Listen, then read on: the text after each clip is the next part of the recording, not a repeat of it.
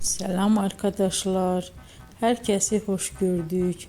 Bugün yine yepyeni bir videoyla karşınızdayım. Hayranlıkla izlediğimiz Can Yaman ve Demet Özdemir çiftinden çok güzel fotolar hazırladım.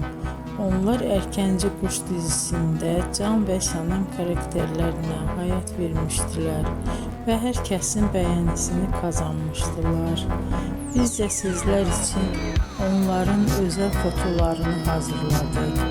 Bu muhteşem videoların gelmesini istiyorsanız bol bol yorum yazın, kanala abone olun, sona kadar izleyin.